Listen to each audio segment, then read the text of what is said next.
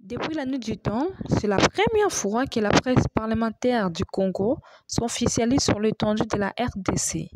Ce samedi 26 mars, le prêtre du Sacré-Cœur de la Gombe a consacré cette asbel au cours d'une messe d'action de grâce.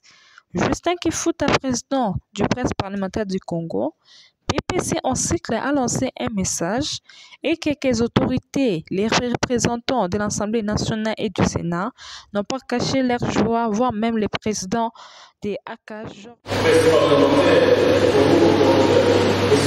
Mesdames et messieurs, parlons maintenant de la presse parlementaire du Congo. Une structure qui n'est pas à confondre avec la cellule de communication de l'Assemblée nationale ou du Sénat.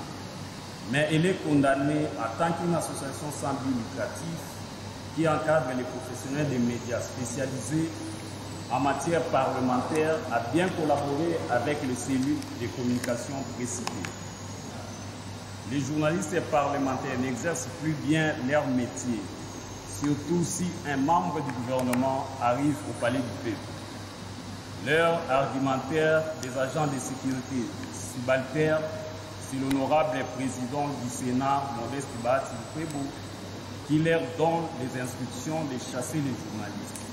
L'organisation est ou restera la marque déposée de tout journaliste qui se spécialise dans les domaines parlementaires et qui traite des matières autres que celles relatives au Parlement. L'expertise et l'expérience des journalistes initiateurs de la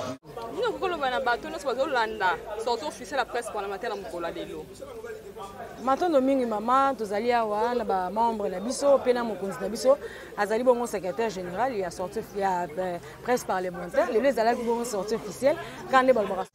Une trentaine d'années au Parlement, c'est la première fois que nous voyons la presse parlementaire s'organiser en termes d'une structure. Et que cette structure-là ne doit pas être la même que ce que nous voyons pour d'autres presses. Hein? Vous devez faire la différence.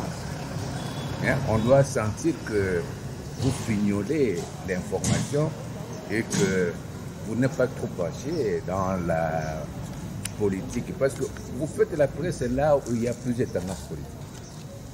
Hein? Et à ce moment-là, il faut faire attention pour savoir comment vous devez vous organiser dans votre structure pour que tout le monde se retrouve au moment où vous rendez l'information. Que l'information soit pertinente et que l'information soit aussi une information on peut vous chercher pour avoir des preuves au cas où vous avez dit quelque chose.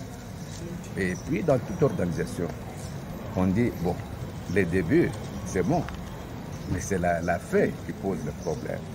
Comment vous allez vous organiser en termes de peut-être des cotisations, en termes d'aide sociale, tout ça. Bon, c'est quelque chose que vous devez voir.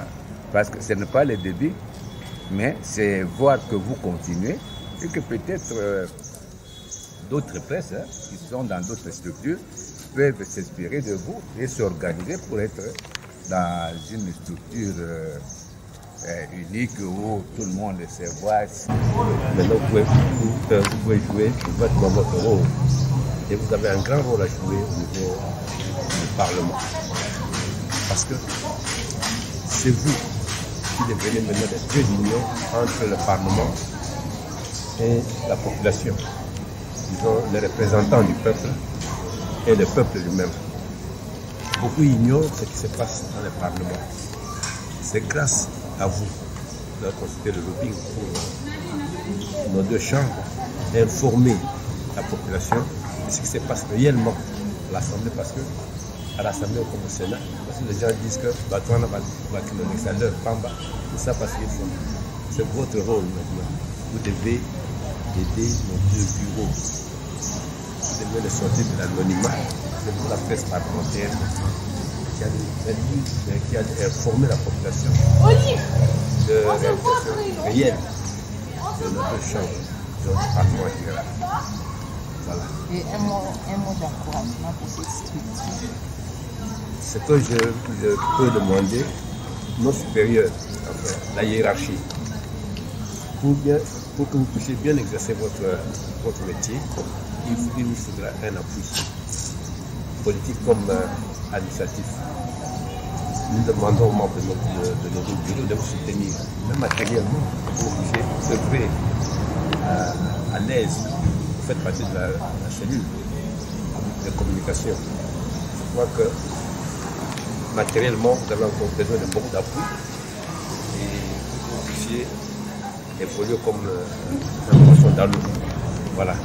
Mes impressions sont très bonnes et j'en profite pour adresser mes sincères félicitations au président de l'association de la presse parlementaire, à l'ensemble de son staff et à tous les membres qui ont pu organiser cet événement et qui auraient dû drainer aussi tous les acteurs, principalement politiques, mais du secteur parlementaire, parce que pour moi, en tant que président de la CAGE, je vous considère comme des acteurs importants dans la construction de la conscience des Congolais en ce qui concerne leur participation à la vie politique, leur participation à la gestion des affaires de leur pays, parce qu'il ne faut pas oublier que les parlementaires ne sont que des représentants, des mandataires du peuple congolais et ils doivent être